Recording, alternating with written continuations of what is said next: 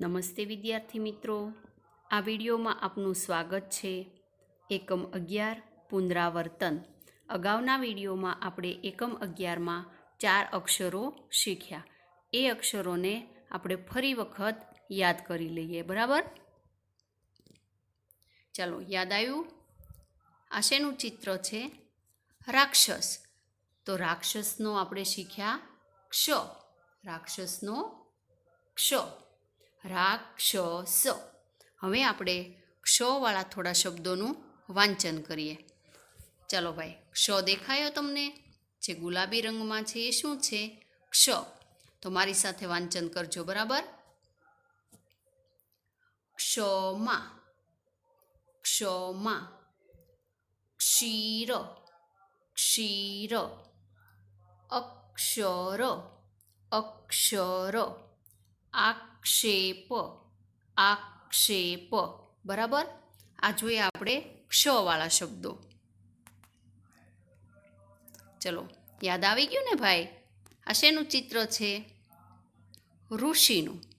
તો આપણે શીખ્યા ઋષિનો રૂ. ઋષિનો રૂ. હવે આપણે રૂવાળા શબ્દોનું વાંચન કરીએ. ચલો ભાઈ, આમાં રૂ ક્યાં છે? જે સફેદ અક્ષરે લખેલું છે એ રૂ છે, બરાબર?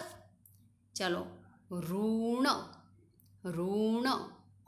ઋષિ, ઋષિ. ઋષભ, ઋષભ.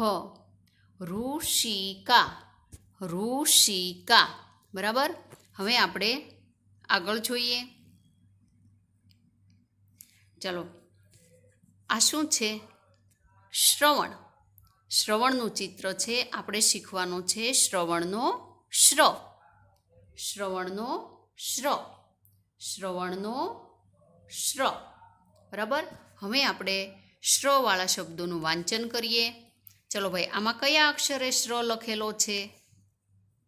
સરસ, કાળા અક્ષરે છે એ શ્ર છે, બરાબર? આપણે શ્રવાળા શબ્દોનું વાંચન કરીએ. શ્રમિક. બોલો મારી સાથે. શ્રમિક. વિશ્રામ, વિશ્રામ. આશ્રમ, આશ્રમ. શ્રીમાન, શ્રીમાન. આ બધા જ શબ્દો તમારે તમારી નોટબુકની અંદર લખવાના પણ છે. ચલો, આ તો ઓળખી ગયા ને તમે ભાઈ? શું છે? રૂપિયાનો રૂ. રૂપિયાનો રૂ. રૂપિયા. બરાબર?